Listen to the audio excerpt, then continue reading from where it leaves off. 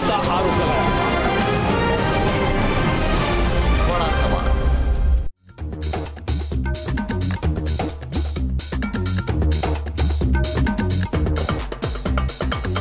आप देख रहे हैं बड़ा सवाल। नमस्कार, मैं हूं अजय कुमार और आज का बड़ा सवाल बड़ा स्पष्ट है। क्या बालाकोट के नाम पर वोट की राजनीति की जा रही है? क्या बालाकोट के नाम पर वोट की राजनीति की जा रही है? यह एक बड़ा सवाल है। इसके साथ साथ दूसरा बड़ा सवाल, राफेल पर भारतीय जनता पार्टी को धक्का लगा है या कांग्रेस को मनोवैज्ञानिक बढ़त? राफेल के मुद्दे पर भारतीय जनता पार्टी को क्या धक्का लगा है या कांग्रेस को मनोवैज्ञानिक बढ़त मिली है? इसी मुद्दे पर आज हम चर्चा कर रहे हैं। इससे पहले कि आगे बढ़ें, आपको दिखाते हैं कुछ ऐसे वक्तव्य जिसके आधार पर ऐसा लगता है कि लोकसभा के चुनाव की दिशा और दशा निर्धारित हो रही है। मैं जरा कहना चाहता हूं मेरे फर्स्ट टाइम वोटरों को, क्या आपका पहला वोट पाकिस्तान के बालाकोट में एयर स्ट्राइक करने वाले वीर जवानों के नाम समर्पित हो सकता है क्या? मैं मेरे फर्स्ट टाइम वोटर से कहना चाहता हूं कि आपका पहला वोट पुलवामा में जो वीर शहीद हुए, उन वीर शहीदों के नाम आपका वोट समर्पित हो सकता है क्या? बार बार मोदी जी सुप्रीम कोर्ट के निर्णय की दुहाई दे क्लीन चिट की झूठ का आवरण पहन लेते थे। आज सुप्रीम कोर्ट के प्राथमिक निर्णय ने मोदी जी की झूठ के उस चेहरे को बेनकाब कर दिया और झूठ के उस लबादे को उतारकर फेंक दिया। राफेल के भ्रष्टाचार को छुपाने के लिए चौकीदार ने 100 झूठ बोली, पर आखिर में सच्चाई बाहर आ ही गई कि राफेल की चोरी में चौकीदार। टुडे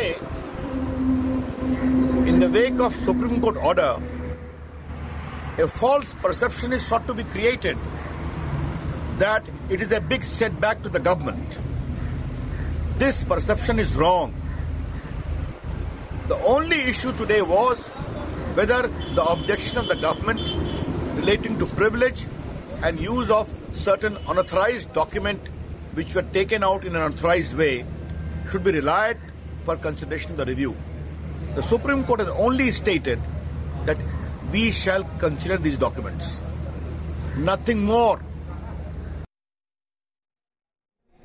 तो राफेल के मुद्दे पर तो तनातनी हो ही रही, लेकिन आइए हम शुरुआत करते हैं प्रधानमंत्री जी के उस बयान से जिसे लेकर कांग्रेस पार्टी उसके साथ साथ तमाम विपक्ष के नेता आज बीजेपी पर हमलावर हैं। बात करने के लिए हमारे साथ मौजूद हैं भारतीय जनता पार्टी से प्रेम शुक्ला जी, कांग्रेस से गौरव वल्लभ जी, मेजर जनरल जीटी बख्शी साहब, अब्दुल हफीज गांधी साहब समाजवादी पार्टी से, एमएच खान साहब जो कि स्पोक्स पर्सन है बीएसपी के, और विजय शंकर तिवारी जी वीएचपी से हमारे साथ मौजूद हैं। शुरुआत गौरव जी मैं आपसे करूं। प्रधानमंत्री जी ने अगर लोगों से यह कहा कि बालाकोट को दृष्टिया रखते हुए वोट करना चाहिए, तो इसमें उन्होंने गलत क्या कहा है? आखिरकार एक राष्ट्रीय सुरक्षा का मसला है।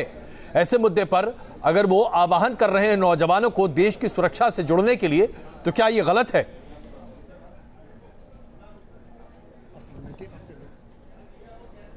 जी, ये गलत सही का निर्णय तो भारत की मतदाता करेंगे, पर मैं आपको अजय जी एक बात बताना चाहता हूं जी। हम आह्वान कर रहे हैं नौजवान को कि वो वोट करे इस बार अपने रोजगार के लिए। हम आह्वान कर रहे हैं फर्स्ट टाइम वोटर को कि इस बार वो वोट करे भारत को गरीबी मुक्त करने के लिए।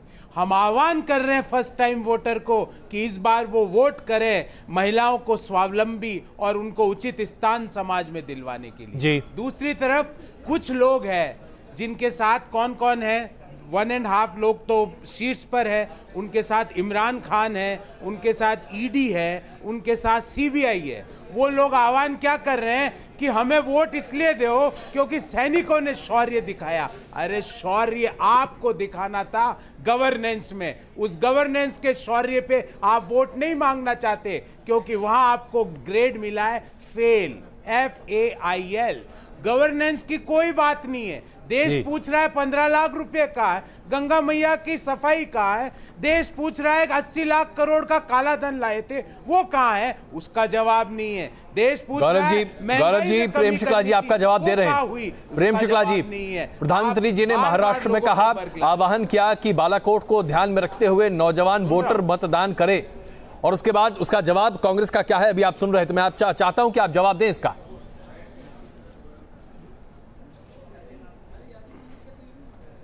देखिए, शौर्य के स्वर में देश का जनादेश सुर मिलाए, ये तो लोकतंत्र में अपेक्षित है, लेकिन वोट की लाचारी में आतंकवादियों के लिए विलाप करने वाली कांग्रेस की राजमाता की पार्टी के लोग कृपा करके बता दें कि जम्मू एवं कश्मीर में आज भी महबूबा मुफ्ती के भरोसे आप चुनाव लड़ते हैं। इमरान मसूद आपके उम्मीदवार होते हैं जो काट काट कर टुकड़े टुकड़े कर देंगे। टुकड़े टुकड़े गिरोह के लोगों को सदा पालना पोसना, नक्सलवादियों माओवादियों के लिए विलाप करना, इस देश की किसी भी अगर आदर्श प्राप्त करने की स्थिति की संस्था हो तो उस पर प्रहार करना, उस पर अविश्वास व्यक्त करना और लोकतंत्र को हत करने का पूरी तरह से प्रयास करना। एक बालक खड़ा होगा और पूरे देश के संवैधानिक संस्थाओं के फैसलों को रौंद कर भाग जाएगा, ये हमने होने नहीं दिया। हमने उस लाचार को, उस गरीब को, गरीब सिर्फ नारा नहीं है जी, गरीब हमारे लिए गरीबी से बाहर निकले, ये हमारा सुशासन है, ये हमारा मंत्र है। और गरीबी दूर की, उसके यहाँ एलपीजी गैस का कनेक्शन पहुंचाया, उसके घर में शौचालय पहुंचाया, उसके द्वार तक सड़क पहुंचाई, उसके घर बिजली दी, उसको आयुष्मान भारत का कवर दिया। 70 वर्षों में क्या दिया? गरीबी और वाड्रा की अमीरी। 1 लाख। गौरव जी, इसका छोटा जवाब दीजिए, फिर मैं खान साहब के पास चल रहा हूँ। गौरव जी, एक छोटा जवाब, फिर मैं खान साहब के पास चल रहा हूँ। गौरव जी, कैसे जो है छोटा सा भव्य गौरवपूर्ण। अजय जी, आज तक आपने देखा कि एक प्रधानमंत्री है, वो कहता है मैं शपथ नहीं लूंगा जब तक मियां नवाज शरीफ यहां नहीं आएंगे, शपथ नहीं ली।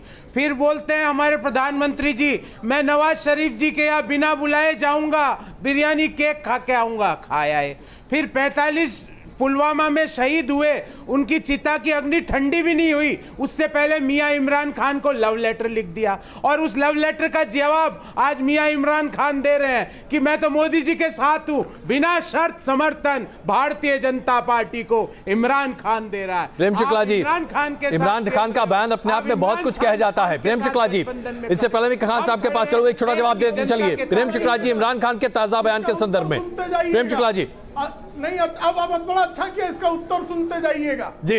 नहीं, बालाकोट पर चढ़कर जब हम मारते हैं और इमरान खान की रूहें जब कांप जाती हैं, तो उनके रूहों को शांति के फातिया पढ़ने वाले कृपा करके बताइए, आप बालाकोट में इमरान खान की भाषा क्यों बोलते हैं? अनुच्छेद 370 हम कहते हैं खत्म कर देंगे, इमरान खान कहते हैं खत्म मत करना। महबूबा मुफ्ती खत्म कर दिया तो देश टूट जाएगा। आपके पार्टनर उमर अब्दुल्ला कहते हैं खत्म कर दिया। आपने मेरा जवाब दिया कि मियां इमरान खान के साथ और बालाकोट पर फारूक अब्दुल्ला आपकी भाषा जवाब दो, और उन भाषाओं के बाद भी इमरान खान हमारे सेनाओं से, उनका विदेश मंत्री चीख चीख कर कहता है कि भारत किसी भी समय सैन्य कार्रवाई कर सकता है। जाकर विश्व के मंच पर मुझे सवाल का जवाब दो, इमरान खान को लव लेटर क्यों लिखा मोदी जी ने? और दूसरी तरफ उनके 45 जवानों की चिता की अग्नि ठंडी नहीं हुई, इमरान खान को लव लेटर लिख दिया। मैं क्षमा चाहता हूं, आप दोनों के बीच में आ रहा हूं, मैं क्षमा चाहता हूं, मैं आप दोनों के बीच में आ रहा हूं। लेकिन एमएच खान साहब, आज क्या प्रधानमंत्री जी मर्यादा को लांघते हैं जब वो नौजवानों से कहते हैं कि अगर आप पहली तनख्वाह पाते हो तो आप अपनी मां को देते हो? ऐसे में अगर आज आप वोट देने जा रहे हो, पहला मौका है, देश के लिए वोट दो, इसमें क्या गलत है खान साहब? नहीं, कोई गलत बात नहीं है। प्रधानमंत्री जी की हताशा बता रही है। देखिए, 2014 में जो उन्होंने वादे किया था, अजय कुमार जी, जो 2014 में वादा किया था उन्होंने, अब पुराने लोगों से, जो पुराने वोटर हैं, उनसे वादा किया था कि 15-15 लाख दे देंगे आपको जी। उनसे कहा नोटबंदी कर रहा हूं, आतंकवादी खत्म हो जाएंगे। आतंकवादी तो खत्म नहीं हुए, वहां हमारे 46 जवान शहीद हो गए। अब ये जवाब कौन देगा कि 46 जवान शहीद जब हुए तो ये RDX 300 RDX कहां से आ गए? अरे भाई इसका भी तो जवाब देना पड़ेगा आपको। आपने किसानों का आय दोगुना करने के लिए कहा, वो किया नहीं आपने कहा काला धन लेके आए, ले नहीं आए आप। तो अब आपके पास चारा क्या बचा है? अब आप नए लोगों को फिर फुसलाना चाहते हैं, बहकाना चाहते हैं। जो काम सेना ने किया, योगी आदित्यनाथ जी कहते हैं कि सेना आदरणीय मोदी जी की सेना है। अभी इस देश की सेना मोदी जी की सेना हो जाएगी, ये तो बहुत शर्मनाक बात है। ये हताशा की भाषा है। इनके पास कोई मसला नहीं है, न कोई इनके पास वो डॉक्यूमेंट है। ये पुरानी बातों को भी नहीं गिनाना चाहते हैं कि हमने क्या क्या किया। आप देखिए ना, नोटबंदी का जिक्र है इनके पत्र में, नोटबंदी का जिक्र ही नहीं है। नोटबंदी तो घोटाला था इनका, 100 लोग मर गए नोटबंदी में, चर्चा तक नहीं किया इन्होंने कि नोटबंदी हमने किया था तो बड़ा काला धन कहां से आया। ये सब चीजें आज इनकी हताशा बता रही है। चलिए हताशा, मैं आता हूं खान साहब आपके पास। मैं क्षमा चाहता हूं, मैं आपको बीच में रोक रहा हूं। तिवारी जी, क्या वाकई में आज भारतीय जनता पार्टी की अगुवाई की सरकार हताशा से ग्रसित है, या दरअसल वो नौजवानों को अपनी तरफ आकर्षित करने के नए तरीके ढूंढ रही है? नहीं, हमें तो हताशा ये लग रही है अजय जी कि जिन लोगों ने जिंदगी में जो गरीब था गरीब बना करके रखा, वो आर्थिक स्थिति उभार कर नहीं ला पाया, वो आज गरीबी में भाषण दे रहे हैं वो लोग। यानी इस देश की आबादी 36 करोड़ थी, आज आपके देश में 36 करोड़ गरीब आपने छोड़ दिए, ये भाषण दे रहे हैं गरीबी पर। बड़ा हास्यास्पद मामला है। दूसरा ये एक बात बताइए, आप जब बांग्लादेश पर के साथ युद्ध हुआ, 92,000 सैनिक छोड़ने के बाद देश को क्या मिला? इसके बाद भी कांग्रेस ने कभी नकारा कि नहीं नहीं ये इंदिरा जी का इसमें कोई श्रेय नहीं है, ये श्रेय तो सारा का सारा सेना का है। आज तक एक भी ऐसा बयान कांग्रेस का हो तो मुझे बता दें, ये ऐसा है नहीं। डबल स्टैंडर्ड जब आप बात करते हैं तो पब्लिक आपकी बात स्वीकार नहीं करती है। आपकी बात स्वीकार करने के लिए आपको पहले प्रामाणिक होना पड़ता है। आप कहते हैं कि ये तो इसका श्रेय ले रहे हैं, कोई किसी का श्रेय नहीं लेता है, ये पब्लिक अपने आप श्रेय देती है। और जब इंदिरा जी ने किया था, इंदिरा जी को इसका श्रेय अपने आप मिला और इसका श्रेय अपने आप इस सरकार को मिला। आपको लेने देने का कोई मतलब नहीं है जी। अब ऐसे में हाफिज गांधी साहब,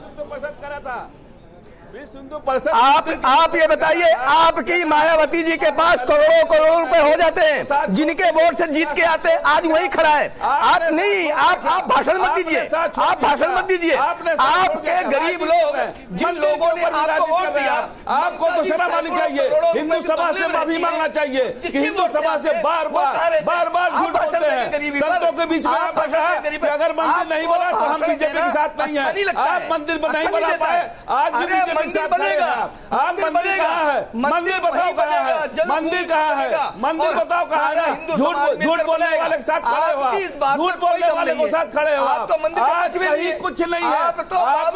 आपने सेंट्रल गवर्नमेंट से कहा तक नहीं कि हमारा मंदिर के लिए रिक्वेस्ट कर लीजिए कि जल्दी सुनवाई हो जाए। सुनवाई नहीं करा पाए आप चिल्ला रहे हो, पिछले में बैठे हो, आपका कोई मतलब नहीं है। आप मिमिया रहे हो, पिछलग्गू हो, आप मिमिया रहे हो, आप मिमिया रहे हो। चलिए, मैं आप दोनों के बीच में आता हूं, मैं क्षमा चाहता हूं, मैं आप दोनों के बीच में आता हूं, मैं क्षमा चाहता हूं। अब्दुल हफीज गांधी साहब, इसमें क्या बुरा है अगर आज राष्ट्रीयता के नाम पर वोट मांगे जा रहे हैं? राष्ट्रीयता तो पूरे देश को एकजुट एक समूह में बांधने की एक बहुत बड़ी कोशिश है। क्या इसमें कोई बुराई है? क्या इसे लेकर निंदा की जानी चाहिए? देखिए अजय जी, आज आई माई सेल्फ वालों की सरकार चल रही है, यानी कि मैं ही हूं हर जगह। जो लोग आज राष्ट्रीय सुरक्षा की बात कर रहे हैं, जो आज राष्ट्रभक्ति की बात कर रहे हैं, जो देशभक्ति की बात कर रहे हैं, मैं पूछना चाहूंगा, जब हमारे जवान शहीद हुए थे उसके 2 घंटे के बाद ये लोग क्या कर रहे थे? कॉर्बेट नेशनल पार्क में प्रधानमंत्री जी का फोटो शूट चल रहा था, मुस्कुरा रहे थे। और जब देश अभिनंदन को लाने की तैयारी कर रहा था तो माननीय प्रधानमंत्री जी मेरा बूथ सबसे मजबूत ओडिशा में जाके कंपेयरिंग कर रहे थे। तो ये लोग वो हैं जिनका राष्ट्रभक्त जो राष्ट्रवाद है वो बगैर रोजगार के हैं। इनके ये इमोशन से खेलने वाले लोग हैं। इनके लिए देश की सुरक्षा, इनके लिए देश में जो इसका छोटा जवाब दीजिए, इससे पहले कि हर बूथ में अपने आप को मजबूत करना चाहते हैं। प्रेम शुक्ला, और मैं आपको बता दूं कि 4 दिसंबर 2013 का इलेक्शन कमीशन ऑफ इंडिया का नोटिफिकेशन है कि सेना का नाम आप इस्तेमाल नहीं करेंगे अपने राजनीतिक फायदे के लिए। बार बार अभी मना किया है 19 मार्च को इलेक्शन कमीशन ने मना किया है जब योगी जी। प्रेम शुक्ला जी प्लीज जवाब दीजिए। तो मैं मेरा उत्तर दूं। सफाई गांधी के सवाल समाप्त हो तो मैं उसका समुत्तर दूं। जी आपके पास उत्तर ही नहीं है, ये बताइए प्रधानमंत्री जी फोटोशॉट में ज्यादा इंटरेस्टेड थे। गांधी साहब जवाब दे रहे हैं। प्रेम शुक्ला जी प्लीज जरा जवाब सुनिए। वो इंटरेस्टेड थे। हफीज गांधी साहब प्लीज जवाब सुनिए। खुलासा किया हुआ है जी। और भारत के राष्ट्र के प्रति हमारा जो दायित्व बोध है उसका परिणाम है कि बालाकोट में चढ़कर इतना जबरदस्त प्रहार हुआ जो किसी परमाणु शक्ति संपन्न देश पर न कभी अमेरिका ने किया था, न कभी इजराइल ने किया था, भारत ने किया। और जिहाद की मांद को नेस्त नाबूद जवानों की शहीदी की खबर के बाद क्या फोटोशूट जरूरी था, ये मुझे बताइए। तो आप राष्ट्र के साथ खड़े हैं कि विरुद्ध खड़े हैं? जवानों की शहीदी के बाद फोटोशूट जरूरी था, ये बताइए। क्या मेरा बूथ सबसे मजबूत जरूरी था, ये बताइए। क्या राष्ट्रीय सुरक्षा जरूरी थी या फोटोशूट जरूरी था? राष्ट्रीय सुरक्षा जरूरी थी या मेरा बूथ सबसे मजबूत जरूरी था, इसका जवाब दीजिए। आप लोग इलेक्शन मशीन बन चुके हैं। आप लोग इलेक्शन मशीन से ज्यादा कुछ भी नहीं है। विकास आपके बस की बात नहीं है, रोजगार आपके बस की बात नहीं है, राष्ट्रीय सुरक्षा आपके बस की बात नहीं है। आप ये बताइए उरी किसके वक्त में हुआ, पठानकोट किसके वक्त में हुआ, सुजावन किसके वक्त में हुआ, नगरोटा किसके वक्त में हुआ, पुलवामा किसके वक्त में हुआ? क्या राष्ट्रीय सुरक्षा की बात करते हैं? राष्ट्रीय सुरक्षा की जब बात हो रही है तो इससे बेहतर क्या होगा कि आज हमारे साथ जनरल जीडी बख्शी मौजूद हैं। जनरल बख्शी, आज हमारे देश में राष्ट्रीयता के नाम पर वोट मांगने की कोशिश की जा रही है और नौजवान जो पहली बार मतदान कर रहे हैं उन्हें राष्ट्रीयता के आधार पर देश से जोड़ने की बात की जा रही है। तो क्या ये गलत है, क्या ये नाजायज है, क्या ये सेना का बेजा फायदा उठाने जैसा है? देखिए, मैं केवल इतना कहना चाहूंगा कि राष्ट्रीयता इस देश में कोई गाली बन गई है क्या? राष्ट्रीयता कोई अपमानजनक शब्द है? मतलब जहां राष्ट्रीयता जब हम बोलते हैं तो वो ऐसे लहजे में बोला जाता है कि इससे बड़ी गाली, इससे बड़ी घिनौनी चीज इस देश में है ही नहीं। पेट्रियाटिज्म, नेशनलिज्म बहुत ज़रूरी है इस देश को जोड़ने के लिए, खासकर एक ऐसे डाइवर्स देश को जोड़ने के लिए जिसे अंग्रेज टुकड़ों टुकड़ों में जात पात धर्म के ऊपर बांट के गए थे। अगर आपको एक एक्सटर्नल थ्रेट ही जोड़ सकती है तो मेरा ख्याल उसका पूरा इस्तेमाल किया जाना चाहिए देश को जोड़ने के लिए। नंबर एक। नंबर दो, जरा बुनियादी चीजों पे मुझे अभी तक ये चुनाव जाता नहीं दिख रहा। एक आम नागरिक की हैसियत से मैं कह रहा हूं साहब कि पिछले 30 सालों से यहाँ पे खून खराबा हो रहा है, आतंकवाद पे आतंकवादी हमले हो रहे हैं, जिसके चलते पंजाब में 21,000, जम्मू कश्मीर में 45,000 और पूरे भारतवर्ष के शहरों में बम धमाकों में 15,000, 80,000 से ज्यादा भारतीय नागरिक, सैनिक असैनिक मारे जा चुके हैं। जी, तो क्या जीवन का अधिकार सबसे मौलिक अधिकार नहीं? अगर मैं जिंदा हूं तो मुझे राइट टू फूड है, अगर मैं जिंदा हूं तो मुझे right to education, right to job इत्यादि इत्यादि इत्यादि। जी, आज एज अ सिटीजन मैं पूछना चाहूंगा साहब कि मेरे मौलिक अधिकार, मेरे जिंदा रहने के अधिकार को कौन सरकार बचाएगी, कैसे बचाएगी? 30 साल क्यों कुछ नहीं किया गया पाकिस्तान को, और अब जो किया उसको इतनी जल्दी बंद क्यों किया? उसको लॉजिकल कंक्लूजन तक क्यों नहीं ले गए? बिल्कुल। पाकिस्तान को क्यों अच्छी तरह से झिझोड़ कर नहीं रखा गया कि एक कतरा खून का भारतीय नागरिक के अब हम नहीं सहेंगे? ये क्यों बुनियादी इशू नहीं है इस देश में? क्योंकि साहब इनको सब गरीब लोग फालतू लगते हैं, ये उनका बेवकूफ बनाते हैं सबके सब मिलके।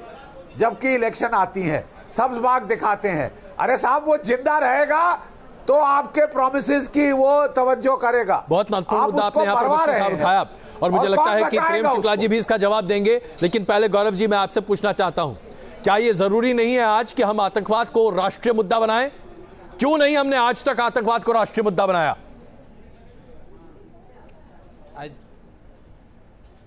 अजय जी, मुनाना चाहिए, मैं तो कह रहा हूं बनाओ। और ये पूछो सरकार से कि आपके रहते 18 आतंकवादी हमले कैसे हो गए, कि आपके रहते 500 जवान शहीद कैसे हो गए, आपके रहते 300 सिविलियन कैसे घाटी में मारे जा चुके, आपके रहते 5900 सीज फायर वायलेशन कैसे हो गए, जो पिछले 10 सालों में हाईएस्ट है। दूसरी बात, राष्ट्रीयता की बात हुई, जनरल साहब ने बहुत अच्छी बात कही, पर मैं भी अपनी बात कहता हूं। जनरल साहब से मैं काफी इत्तेफाक भी रखता हूं। जनरल साहब, किसानों की खेत में फसल लहलाए तो क्या यह राष्ट्रवाद नहीं है? हर व्यक्ति को रोजगार मिले तो क्या यह राष्ट्रवाद नहीं है? हर महिला को सम्मान मिले समाज में आरक्षण के द्वारा तो क्या यह राष्ट्रवाद नहीं है? हर गरीब के घर में 72,000 रुपया पैसा पहुंचे तो क्या यह राष्ट्रवाद नहीं है? राष्ट्रवाद एक व्यापक दृष्टिकोण है। राष्ट्रवाद एक ऐसी अवधारणा है जिसमें भारत के हर व्यक्ति को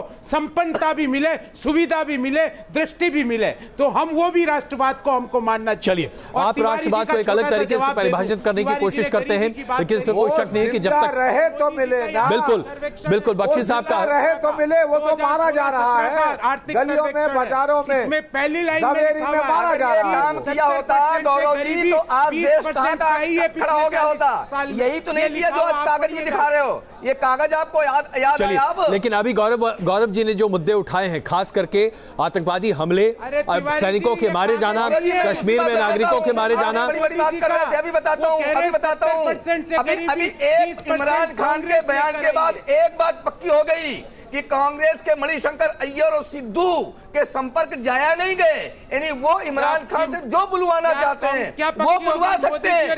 ये बात देश की पब्लिक को ध्यान में आ गया गौरव जी। इमरान खान का बयान आपके मणिशंकर अय्यर और सिद्धू का बार बार जो लाइजन है, आज भी दोनों आपके कांग्रेस में है कि नहीं है, ये बात पब्लिक में ध्यान में आ गई। दूसरी बात मैं आपको दिलाता हूँ, 2004 से 2014 तक बार बार गिनती करते हो। मैं गिनती बताता हूँ, 2013 नागरिक 2004 से 2014 तक मारे गए। उनका हिसाब दिया आपने पब्लिक को। और आप उसका जवाब दीजिए। लव लेटर लिखने की कहां जरूरत थी? मोदी जी ने मियां इमरान को लव लेटर क्यों लिखा? ऐसी क्या बाध्यता आ गई थी कि शहीदों की चिता की अग्नि ठंडी नहीं हुई, उससे पहले लव लेटर लिखने पहुंच गए? ऐसी क्या बाध्यता थी आपके ऊपर? प्रेम शुक्ला जी, क्यों इमरान? प्रेम शुक्ला जी, इससे पहले कि मैं ब्रेक लूं, मैं मोदी जी का प्रेम शुक्ला जी, इससे पहले कि मैं ब्रेक लूं, प्रेम शुक्ला जी, गौरव जी आपसे हिसाब मांग रहे हैं। 5 साल में 18 आतंकी हमले क्यों हुए आपके शासन काल में? क्यों 300 नागरिकों की मृत्यु हुई? देने को तैयार हूं जी, प्लीज। मैं पूरा हिसाब देने को तैयार हूं जी। मैं तो पूरा हिसाब देने को तैयार हूं। और हम तो पाकिस्तान से हिसाब ले रहे हैं। 30 वर्षों में 90,000 निर्दोषों की हत्या करने वाले पाकिस्तान के खिलाफ घुसकर मारने का निर्णय लेने में डॉक्टर मनमोहन सिंह को कभी सफलता क्यों नहीं मिली? क्या कारण था? इमरान खान को प्रचार के लिए बुलाओगे क्या शुक्ला जी? आंदोलन के कारण का क्या स्टार प्रचारक होंगे मियां इमरान खान? पाकिस्तान था, क्यों घुसकर पाकिस्तान को नहीं मारा गया? सिद्धू से पूछो कि क्या आप हमले होते रहे, भारत के थे आपका तो सीधे बातचीत होती, रोज बातचीत करते हैं आप लोग। आप लोगों के दम पर ये सारा देश में हो रहा है। हमारे सैनिक मारे जा रहे हैं आप लोगों के दम। चुपके हमारे देश के लोगों पर हमारे जवान। ये आपका चरित्र है, आपके घोषणा पत्र में आपका। मैं आप सबसे क्षमा चाहता हूं, मुझे यहाँ पर एक छोटा ब्रेक लेना है। मैं आप सबसे क्षमा चाहता हूं, एक छोटा ब्रेक लेना है, लेकिन ब्रेक में जाने से पहले एक बड़ी खबर आ रही है। चुनाव आयोग ने नमो टीवी के प्रसारण को गलत बताया है। चुनाव आयोग ने नमो टीवी के प्रसारण को गलत बताया है, चुनाव आचार संहिता के उल्लंघन में बताया है। क्या बालाकोट के नाम पर वोट के लिए राजनीति की जा रही है? क्या बालाकोट के नाम पर वोट के लिए राजनीति की जा रही है? और दूसरा बड़ा और अहम सवाल जिस पर अब हम चर्चा शुरू करने जा रहे हैं, राफेल पर बीजेपी को धक्का या कांग्रेस को मनोवैज्ञानिक बढ़त? राफेल पर बीजेपी को धक्का या कांग्रेस को मनोवैज्ञानिक बढ़त? चर्चा के लिए हमारे साथ मौजूद है प्रेम शुक्ला जी, गौरव वल्लभ जी, मेजर जनरल जीडी बख्शी जी, अब्दुल हफीज गांधी साहब, एमएच खान साहब और विजय शंकर तिवारी जी। प्रेम शुक्ला जी, कांग्रेस ऐसा मानती है कि राफेल के मामले पर जिन दस्तावेजों को लेकर कांग्रेस ने कहा था कि ये बिल्कुल वो दस्तावेज जो सिद्ध करते हैं कि प्रधानमंत्री कार्यालय सक्रिय तौर पर राफेल की पूरी डील को ड्राइव करने की कोशिश कर रहा था, उन्हें अंततः सुप्रीम कोर्ट ने दाखिल कर लिया है। उस पर पुनर्विचार याचिका पर सुनवाई शुरू होगी, यानी कि बात में दम है। क्या कहते हैं अब आप?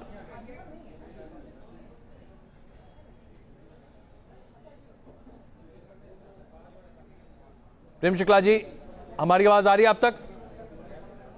लग रहा है कि प्रेम शुक्ला जी अभी हमारे पास नहीं है, हम उनसे तुरंत संपर्क साध रहे। इस बीच गौरव जी, मैं जानना चाहता हूं कि सुप्रीम कोर्ट ने आपकी अर्जी, कुछ लोगों की अर्जी दाखिल जरूर कर ली है, लेकिन इससे सीधे यह कहना कि राफेल में घोटाला हुआ है, यह कैसे संभव है? सीधे प्रधानमंत्री जी पर आरोप लगाना, उसके क्या सबूत हैं? क्योंकि आज आपकी जो प्रेस कॉन्फ्रेंस हुई उसने तो एक तरह से जजमेंट पास कर दिया। आप देखिए जी, बिल्कुल डिफेंस सेक्रेटरी साहब ने भी जजमेंट पास कर दिया। डिफेंस सेक्रेटरी ने अपने नोट में क्या लिखा अजय जी? डिफेंस सेक्रेटरी ने नोट में लिखा कि prime minister office parallel negotiation ना करे।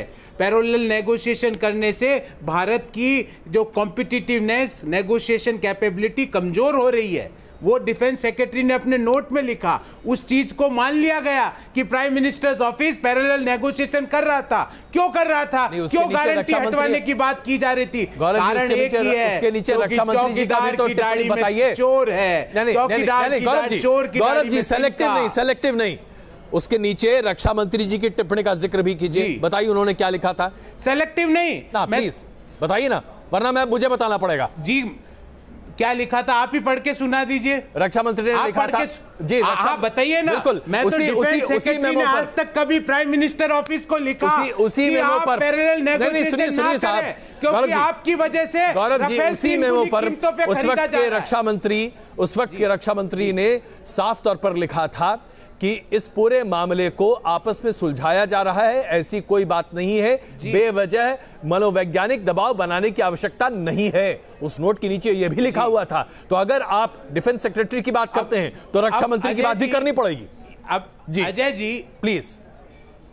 मैं बिल्कुल कर रहा हूं अजय जी, ये तो वही बात हो गई, दो छोटे बच्चे लड़ रहे हो, मिल बैठ के एक एक चॉकलेट दोनों ले लेना। ऐसे नहीं होती डिफेंस की डील। ये आपका और मेरा पैसा है, ये अनिल अंबानी के घर में कैसे पहुंच रहा है, मुझे इसका जवाब चाहिए। हम करदाताओं का पैसा है, 30,000 करोड़ 14 दिन पुरानी कंपनी के घर में कैसे पहुंचता है? 500-600 करोड़ का राफेल हवाई जहाज 1600 करोड़ में क्यों खरीदा जाता? इसका जवाब दीजिए प्लीज। 3 गुना कीमत क्यों होती है उसकी? उसका जवाब दो। और डिफेंस सेक्रेटरी ने पहली बार प्रेम शुक्ला जी प्लीज जवाब दीजिए। मैं तो कह रहा हूं तो पाकिस्तान पे भरोसा है, आईएसआई से जांच करो। चौक सवाल से ऊपर जाए तो मैं इनका उत्तर दूं। बुलवा लो। ये तो यही चौक सवाल से उतर जाइए पाकिस्तान परस्तों। जी गौरव जी जरा प्लीज जवाब सुनिए। इमरान खान के चरणों में भारत की अस्मिता को न्यौछावर करने का स्वप्न देखने वाले लोगों को ये समझ लेना चाहिए कि भारत इमरान खान को बालाकोट में घुसकर ठोक सकता है और राहुल गांधी की तरफ ठोक नहीं सकता। आप भी टैक्स देते हो, मैं भी टैक्स देता हूं। ये ऐसे लोग हैं जो हमारा टैक्स का पैसा सुन तो ले जना। गौरव जी जरा प्रेम शुक्ला जी की बात सुन लीजिए प्लीज। फोर्स की दलाली खाने वाले श्री राजीव गांधी के पापों का मोचन एक अनर्गल आरोप से संभव नहीं है। कनेक्शन कटने वाला एक अनर्गल आरोप से राजीव गांधी के पापों का, क्वात्रोकी के पापों का, श्रीमती सोनिया गांधी के पापों का, श्री राहुल गांधी के 420 का कहीं से भी कोई भी तार्किक उत्तर नहीं हो सकता।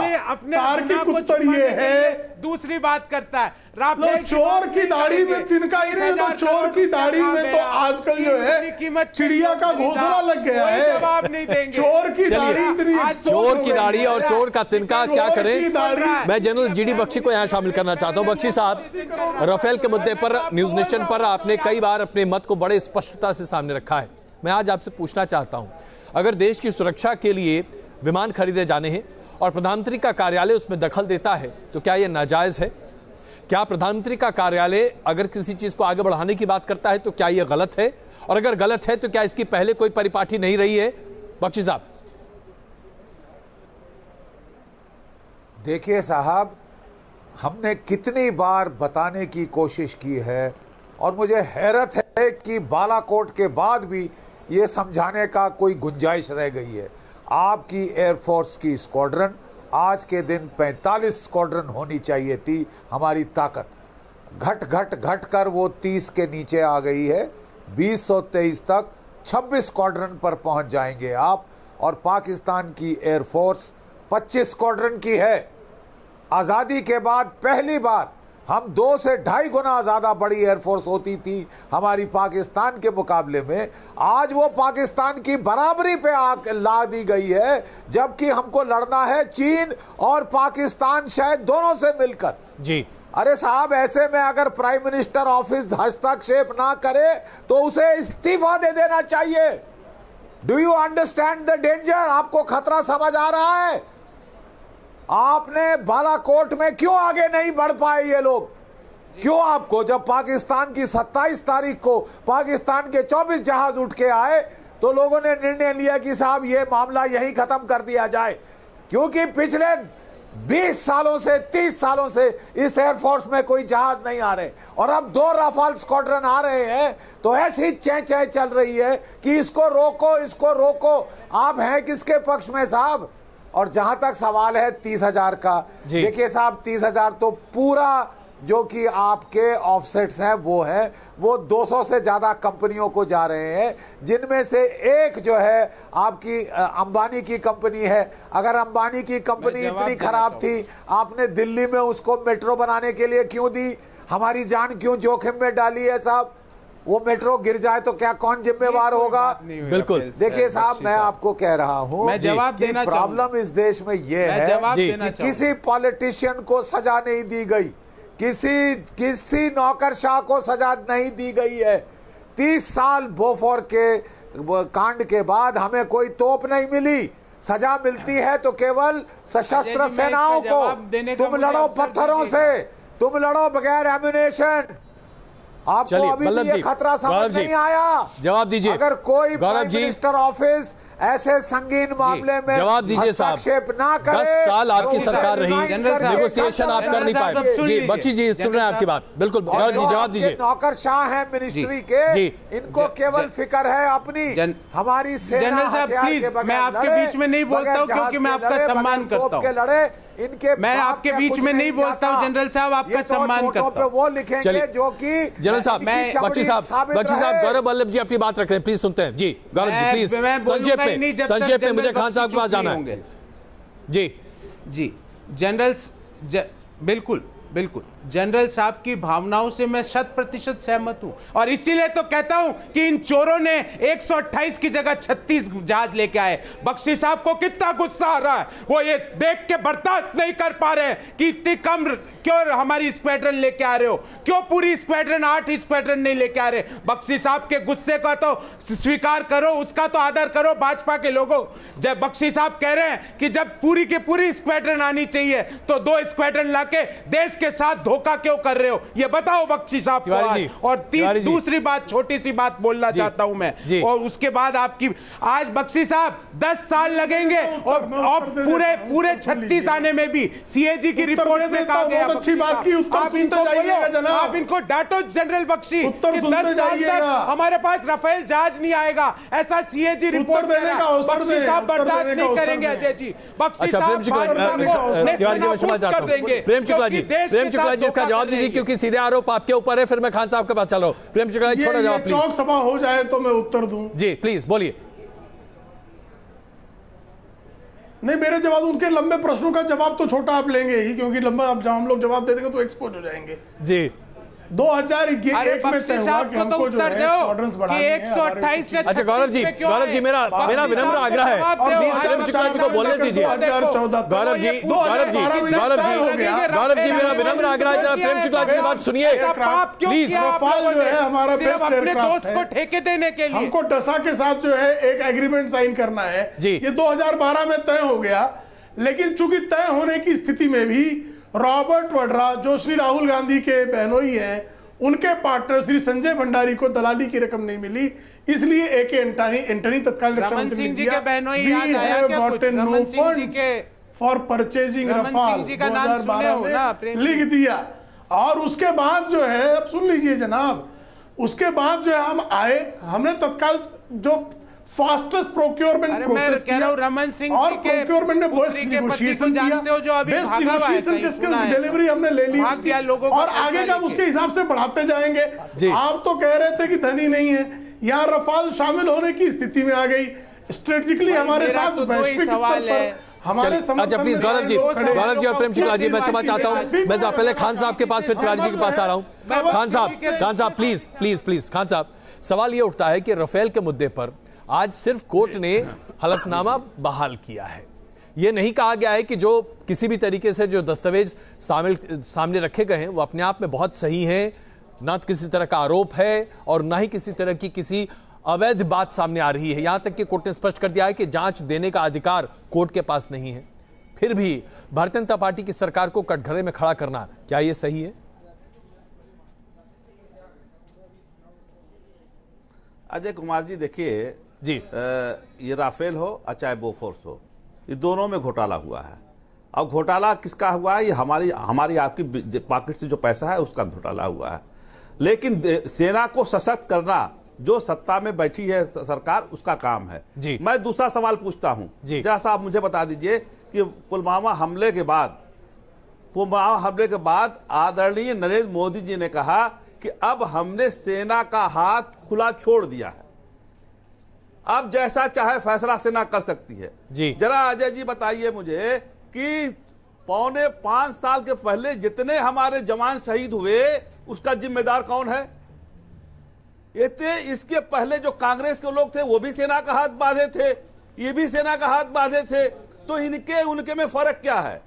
वो जवान जो शहीद, आज उन जवानों की तस्वीर लगा के वोट मांगा जाता है, 44 जवानों की तस्वीर पीछे लगा के आदरणीय मोदी जी वोट मांगते हैं कि मुझे वोट दे दो। सर्जिकल स्ट्राइक क्या है? कर रहे हैं आप पुलवामा हमले के बाद हरी झंडी दिखाते हैं और बालाकोट में स्ट्राइक हो जाती है, झांसी में जाके वोट मांगते हैं। आपकी ये बातें धड़धड़ाने लगती है। ये सवाल मायावती की छाती बालाकोट में आतंकवादियों के जिहादियों को जनता की गाड़ी कमाई से आप हाथी बनवा रहे थे और गौरव जी की पार्टी उसमें सम्मिलित थी, आंख मुंह बंद करके देख रही थी, लेकिन सुप्रीम कोर्ट ने कहा कि आप पैसा जमा करो। इस पर भी उत्तर दो, आप इस पर भी उत्तर दो। वो हाथियों का पैसा वापस करने के लिए सुप्रीम कोर्ट ने क्या कहा है, इस पर भी उत्तर आपको देना पड़ेगा। तो गौरव जी बड़ा गुस्सा आ रहा था, तो 20 सालों में एक भी जहाज नहीं खरीदा था। अच्छा प्लीज मैं एक मिनट आप दोनों के बीच में आ रहा हूं, आप सबके बीच में आ रहा हूं, क्योंकि हम लोग सब एक दूसरे की बात समझ नहीं पा रहे हैं। खान साहब आपने कहा कि क्या सैनिक के हाथ बंधे हुए थे? एक बहुत छोटा संक्षेप में जवाब दे दीजिए प्रेम शुक्ला जी, उसके बाद मैं गांधी साहब के पास चल रहा हूं। मुझे सिर्फ इतना बताइए प्रेम शुक्ला जी, क्या लगभग 50 महीने मोदी सरकार ने सेना के हाथ बांधे हुए थे, जिसका आरोप अभी खान साहब लगा रहे हैं? प्रेम शुक्ला जी बहुत छोटा जवाब प्लीज। जी, सेना के हाथ बंधे होते तो उधर से एक गोली चलती है तो यहां से 10 गोले जो चलते हैं वो कब से चलने लगे? 2014 से ही नहीं चलने लगे हैं। आप जो है म्यांमार की सीमा पे चढ़ के कब मारे? सर्जिकल स्ट्राइक कब किया? जब मोदी जी की सरकार आई। आपने सर्जिकल स्ट्राइक उड़ी के बाद कब किया? जब मोदी जी ने के नेतृत्व में यह निर्णय हुआ। आपने बालाकोट जिहाद की गर्व में चढ़कर जिहादियों को सुपुर्दे खाक समर्पित करने लायक भी नहीं छोड़ा, इतना गहरा चोट किया। उसके ये निर्णय कब हुआ? इसके पहले ये निर्णय क्यों नहीं हुए? आतंकवाद कोई कल आई समस्या तो है नहीं जी। आदरणीय बख्शी जी जैसा व्यक्ति यहां बैठा है, 30 वर्षों में 90,000 लोग मारे गए। हम जब तक उसके आतंकवाद के गर्भगृह पर नहीं मारेंगे तब तक हम आतंकवाद से जीत नहीं सकते। आईसिस को जब तक घुसकर नहीं मारे ट्रंप, तब तक ओबामा के सामने आप रूस के समक्ष जो है विनती करते रहे, लाचारी दिखाते रहे। हफीज गांधी साहब मोदी जी ने घुसकर मारा। जिस तरह से आतंकवाद का समूल नाश संभव है, और हम जब समूल नाश कर रहे हैं तो यहाँ हफीज गांधी साहब चित्कार करती है, सवाल ये है को क्यों पीड़ा होती है? हफीज गांधी साहब करती है। हफीज गांधी साहब इसका जवाब दीजिए, और इसके साथ साथ मैं आपके सामने एक और सवाल रखता हूं। आप सब कहते रहे हैं कि मोदी सरकार के पहले भी इस तरह के तमाम कार्रवाई भारतीय सेना करती रही है, लेकिन मैं आप सबके सामने एक सवाल रखता हूं, आज तक ऐसी कौन सी सरकार आई मोदी सरकार से पहले जिसने कहा कि हम दूसरे के घर में घुसते हैं और घुस के मारते भी हैं? देश का मनोबल भी तो बढ़ता है ना साहब। पहले क्यों नहीं क्लेम किया गया किसी ने? मुलायम सिंह जी भी तो रक्षा मंत्री थे, उनके कार्यकाल में पाकिस्तान में घुसकर किसी को क्यों नहीं मारा गया? अजय जी सुन लीजिए, सर्जिकल स्ट्राइक पहली बार नहीं हुई है, लेकिन सर्जिकल स्ट्राइक का राजनीतिकरण पहली बार हुआ है। पहले तो ये सुन लीजिए। दूसरा, राफेल डील की यहां बात चल रही है। जब भी कोई इस तरह की डिफेंस डील होती है उसका कायदा कानून होता है, कैबिनेट कमेटी ऑन सिक्योरिटी में वो पास होता है, लेकिन मोदी जी ने नहीं कराया, वो डायरेक्ट जाकर जो है डील कराए। दूसरा, डिफेंस प्रोक्योरमेंट रूल्स को फॉलो नहीं किया गया। 2015 में डिफेंस प्रोक्योरमेंट रूल बदल दिए गए, उसके अंदर एंटी करप्शन क्लॉजेस को हटा दिया गया, उसके अंदर जो वेटिंग होती है ऑफसेट पार्टनर्स की उसको हटा दिया गया। उसके बाद ऐसा क्या है सरकार छुपा रही है? पहले निर्मला सीतारमण जी ने बोला कि हम राफेल के प्राइसेस बताएंगे, बाद में वो मुकर गई। सुप्रीम कोर्ट में झूठा एफिडेविट दिया कि जो है कैग रिपोर्ट में सब कुछ मसला आ चुका है। पहले कहा कि जो है राफेल फाइल जो है चोरी हो गई है, फिर कहा नहीं फोटोकॉपी हो गया है, फिर सुप्रीम कोर्ट में कहा कि फोटोकॉपी नहीं माना जाएगा। अब सुप्रीम कोर्ट ने साफ कर दिया है कि फोटोकॉपी सरकार की हार है। सरकार ऐसा क्या है जो छुपा रही है? सरकार ऐसा क्या है जो छुपा रही है? और बहुत बड़ी बड़ी बातें ये सेना पर कर रहे हैं। ये पार्लियामेंट्री कमेटी की रिपोर्ट है कि पिछले 57 सालों में जो डिफेंस का बजट है वो सबसे कम है। 68% हमारे हथियार जो है वो पुराने हो चुके हैं। उसके बाद आप देखिए कि वर्दी में और राशन में जो सेना की गई है, राशन में और सेना की वर्दी में कटौती की गई है। पार्लियामेंट्री सबसे हफीज साहब, मुझे ये बड़ा हास्यास्पद लगता है, और मुझे ये बड़ा हास्यास्पद लगता है कि जब समाजवादी पार्टी के मुखिया देश के रक्षा मंत्री थे, उस वक्त एक बड़ी डिफेंस डील होने के बावजूद उस वक्त रक्षा का बजट कम किया गया था। आप ये कहें तो ये समझ में नहीं आता है। तमाम सरकारों ने रक्षा बजट कम किया है, आप किसी एक सरकार को क्यों करते हैं? कि जो इतनी बड़ी बड़ी बातें करते हैं, डिफेंस बजट कम क्यों हुआ ये बताइए। सबसे कम डिफेंस बजट है 57 सालों में, और मैं नहीं कह रहा हूं, ये पार्लियामेंट्री कमेटी की रिपोर्ट कह रही है। चलिए, मैं जरा गौरव जी को यहां शामिल करूं। गौरव जी प्लीज। गौरव जी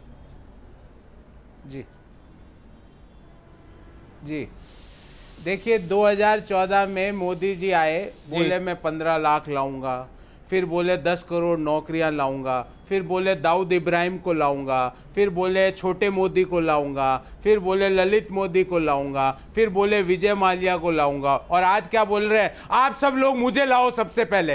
अरे आपने एक काम किया नहीं, आप लोगों को लाने की, नौकरियां लाने की, 15 लाख लाने की। और मेरे 2 सवालों का जवाब बीजेपी से दिलवा दो। जो जनरल साहब का गुस्से में मैं शामिल हूं कि भाई 126 से 36 क्यों किया, और 10 साल तक राफेल आएगा नहीं, 10 साल तक क्यों इंतजार करना है? क्योंकि अनिल अंबानी को ठेके देने हैं। क्यों नहीं बोलते? चलिए, प्रेम चिकला जी इसका जवाब दे रहे हैं, क्योंकि मेरे पास वक्त कम है, इसलिए मैं बहुत तेजी से आगे बढ़ रहा हूं। प्रेम चिकला जी इसका छोटा जवाब दीजिए, फिर मैं खान साहब के पास चल रहा हूं। प्रेम चिकला जी प्लीज। हमने गलत किया। आपने 2 सवाल रखे। गौरव जी प्लीज। गौरव जी आपने सवाल रखे, जवाब सुनिए।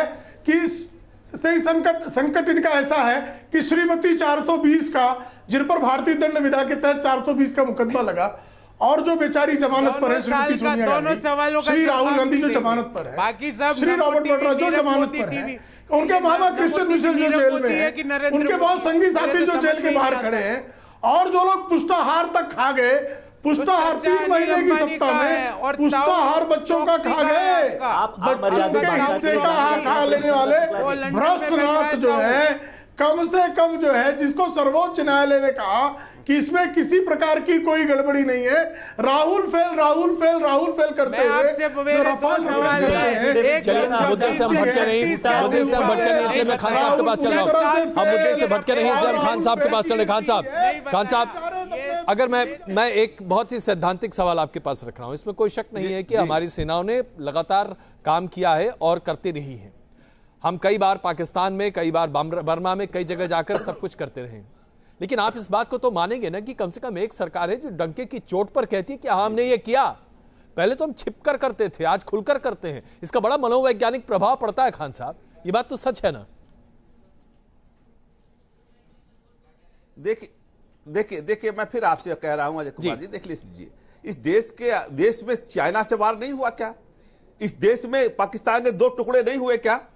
इस देश की सेना बहुत मजबूत है, 2 टुकड़े करने वाली सेना आज हिंदुस्तान में मौजूद है। बांग्लादेश बना दिया। क्यों आज बख्शी साहब जो कह रहे हैं कि एक पुलवामा हमले के बाद, एक अटैक के बाद सेना हथियार बांधा, क्यों चुप बैठ गई? अरे जाके घुस के मारो, कौन मना कर रहा है? पूरा देश आपके साथ है। आप 5 साल में कुछ नहीं कर पाए, तो डाइवर्जन कर रहे हो आप। इसलिए दलाली के चक्कर में सुश्री मायावती आप नए लोगों के श्रीमती सोनिया गांधी ने अपने दामाद के लिए कमीशन न मिलने पर, दामाद को दलाली न मिलने पर प्रधानमंत्री देश के गठबंधन का समझौता करने का विकल्प किया। जो दलाली का काम उत्तर प्रदेश से नया खाद्य वितरण में सुश्री मायावती कर रही थी, नया प्रधानमंत्री बनने जा रहा है, जो प्रधानमंत्री बनेगा इसमें तो शायद कोई शक नहीं है, क्योंकि राहुल गांधी को ले लीजिए, मायावती जी को ले लीजिए, प्रधानमंत्री नरेंद्र मोदी को ले लीजिए, सब उत्तर प्रदेश से ही उम्मीदवार के तौर पर खड़े हैं। हाँ, ममता बनर्जी के लिए पश्चिम बंगाल जरूर जाना पड़ेगा। आप सबका बहुत धन्यवाद इस चर्चा में शामिल होने के लिए। बड़ा सवाल में आज के लिए बस इतना ही। लगातार दिखते रहिए न्यूज़ नेशन।